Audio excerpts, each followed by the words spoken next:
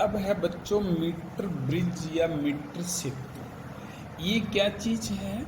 जो wheat stone bridge था ना, वो बेटा एक सिद्धांत था और उससे हम क्या ज्ञात करते थे? अज्ञात करते थे। ये मीटर ब्रिज है ना, उसी सिद्धांत पर बनाई गई एक प्रायोगिक युक्ति है। मतलब इसके द्वारा है ना हम क्या ज्ञात कर सकते हैं? अज्ञात प्रतिरोध। कैसे? प्रैक्टिकल रूप में, प्रयोगशाला में।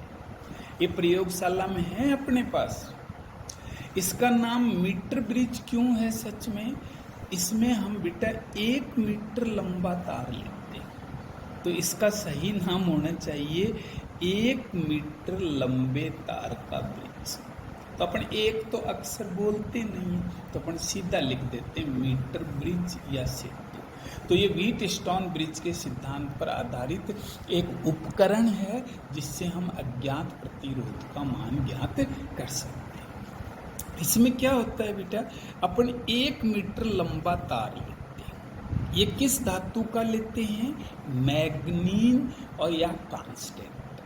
क्योंकि मैंने इसका बताया था ना, इसमें अगर धारा प्रवाहित करेंगे तो गर्म हो जाएगा, मगर इसका प्रतिरोध नहीं बदलता है। इसलिए हम इन मिश्र धातुओं को काम में लेते हैं। इसको लकड़ी के तख्ते पर 2 बिंदुओं के बीच कस देते हैं।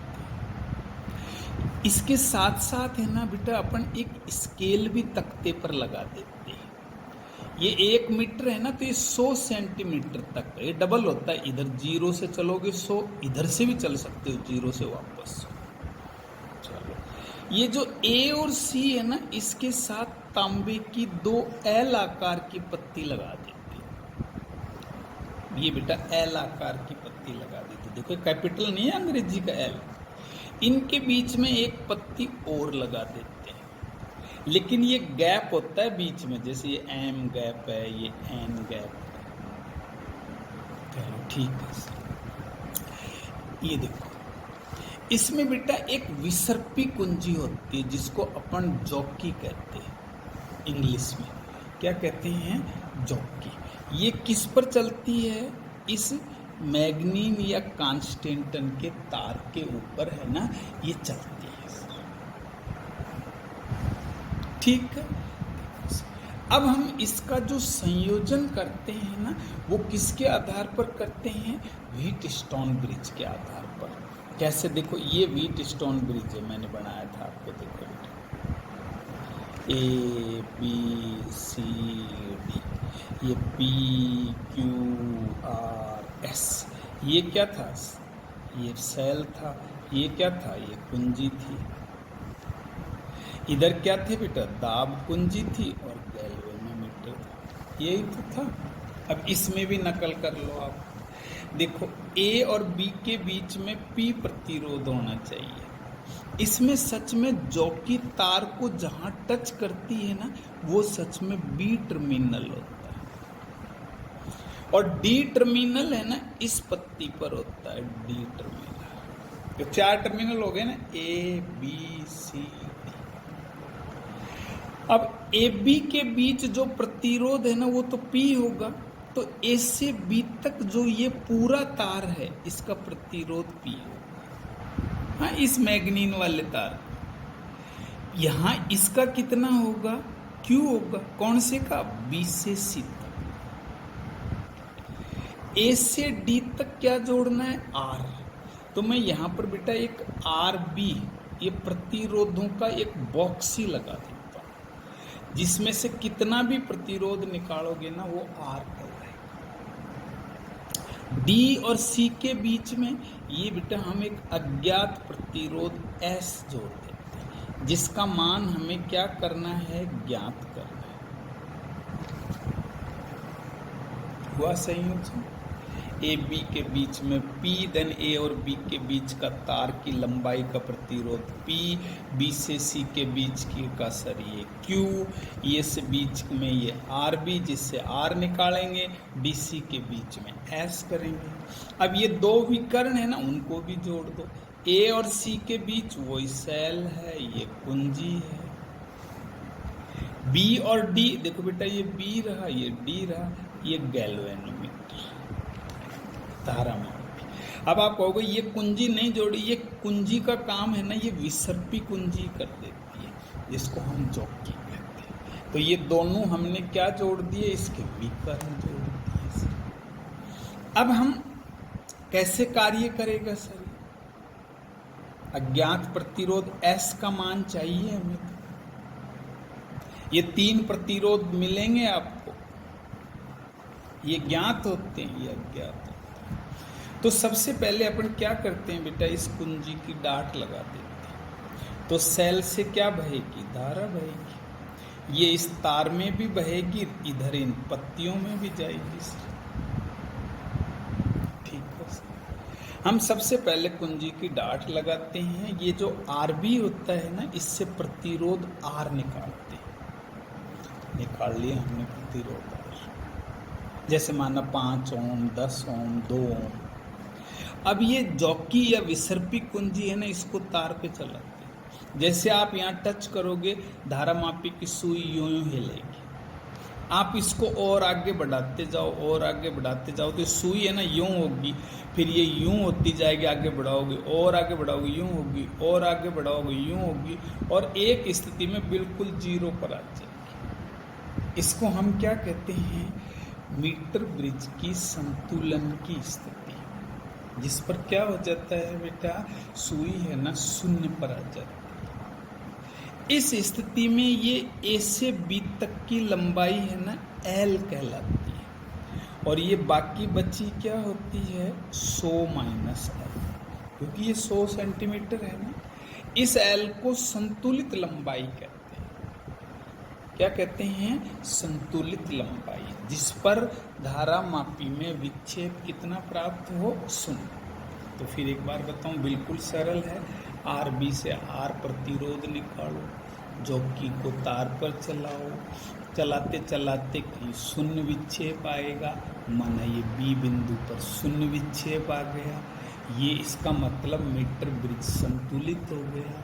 इस स्थिति में A से B तक की लंबाई को L कहते हैं। संतुलन की स्थिति में P/Q बराबर क्या होता है, R/S। अब R तो हमने पता लगाया, इसमें से निकाला है, वही R है, वो ज्ञात है हमें। S का हमें मान ज्ञात करना है। अब P का मान लाओ और Q का लाओ। R तो ज्ञात है, S का पता लगाना है, तो अब ये 2 और लाओ, जभी तो पता लगेगा। अब हमने कहा सर ये P क्या है, A से B तक का प्रतिरोध है। मैं कहता हूं A से B तक की लंबाई कितनी है, L है, और माना एकांक लंबाई का प्रतिरोध क्या है, रो है। एक रो मान लिया, रो वैसे विशिष्ट उसका प्रतिरोधकता का सिंबल भी होता है, यहाँ वो नहीं है, ये एकांक लंबाई का प्रतिरोध है। तो एकांक लंबाई का रो है, तो L लंबाई का कितना होगा, रो गुणा L, ये P का मान। इसी आधार पर Q का मान रो, Q की लंबाई कितनी है, 100 माइनस। तो ये बेटा P की वैल्यू हो गई, ये Q की। अब यहाँ रख दो, तो रो L upon rho 100 minus L बराबर R अपॉन S। रो से रो कट गया, तिरछा गुणा कर लो, S बराबर 100 माइनस L अपॉन L। ये S का मान ज्ञात करने का सूत्र है। इसमें 2 चीजें चाहिए, L चाहिए हमें, R चाहिए। R तो RB में से निकाला है, इसमें लिखा होता है 2 ओम, 5 ओम, 10 ओम, जो निकालेंगे, जैसे 2 ओम तो ये 2 हो गए।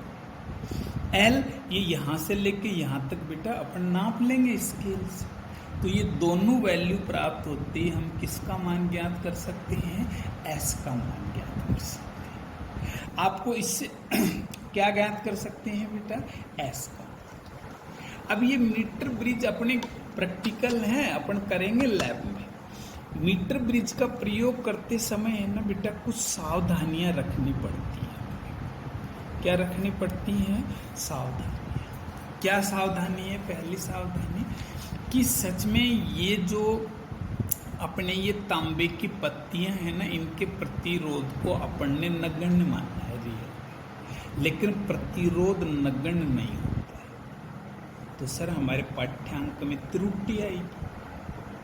तो इस त्रुटि को कम करने के लिए हम क्या करते हैं कि ये जो गैल्वेनोमीटर है ना, ये यहाँ लगा रखा है। ये देखो, ये आरबी है। देखो क्या है बेटा, आरबी।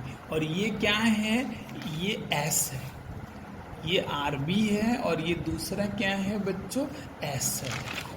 तो हम क्या करते हैं इसमें कि इस आरबी और एस की स्थिति है ना, आपस में बदल के रीडिंग लेते हैं। एक बार आरबी इधर लगा के एल नापेंगे, एक बार इस एस को इधर लगा देंगे, आरबी को इधर लगा देंगे, फिर रीडिंग नापेंगे। जब आरबी इधर लगेगा ना तो एल इधर से नापेगी, ये 0 से इधर नापेंगे।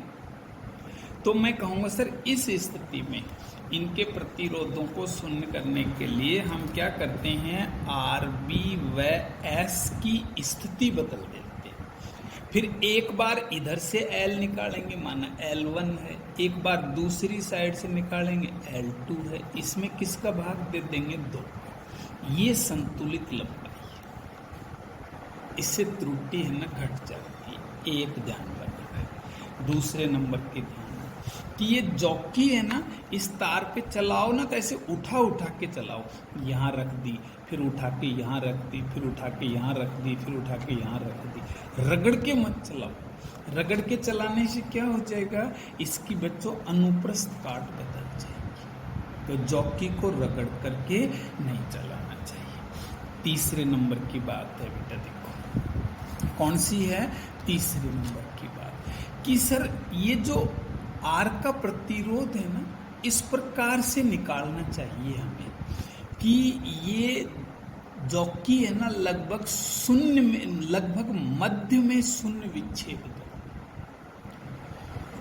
आर का मान इस प्रकार से निकालना चाहिए कि संतुलित लंबाई लगभग किस में प्राप्त हो, मध्य में।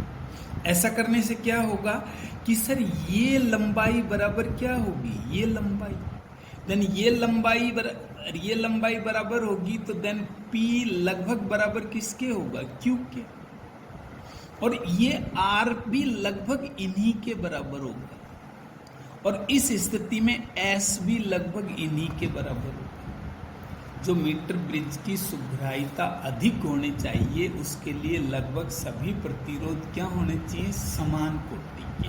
वो शर्त पूरी हो जाती है। क्या हो जाती है, वो शर्त पूरी हो जाती है। कैसे पूरी हो गई कि सर R का मान ऐसे निकालो कि ये बीच में आए। तो बीच में कब आएगा, जब ये प्रतिरोध बराबर ये प्रतिरोध और यही प्रतिरोध इसके बराबर होगा। तो S भी क्या होगा, लगभग किन के बराबर होगा बेटा, इन्हीं के बराबर प्राप्त होगा। इसलिए हम क्या करते हैं, RB को इस प्रकार निकालते हैं कि संतुलन स्थिति लगभग किस में प्राप्त होनी चाहिए, बीच में प्राप्त होनी चाहिए। चौथी नंबर की बात, तार में है ना बेटा अधिक देर तक धारा नहीं बनानी चाहिए, नहीं तो इसका क्या बदल जाएगा, ये गर्म हो जाएगा और गर्म होने से इसका प्रतिरोध बदल जाएगा। वैसे हम ये मैग्नीन कांस्टेंशन इसीलिए काम में लेते हैं कि इसका अल्फा है ना 0 है। मैंने सिखाया था ना, ताप प्रतिरोध गुणांक इसका क्या होता है, 0। इसलिए ये गर्म हो जाएगा ना तो भी इसका प्रतिरोध नहीं बदलता है। लेकिन आप बहुत ज़्यादा गर्म कर दोगे तो प्रतिरोध है ना थोड़ा बहुत बदल जाएगा। इसलिए अपने को ये ध्यान रखना चाहिए कि अधिक देर तक धारा को प्रवाहित नहीं करना चाहिए।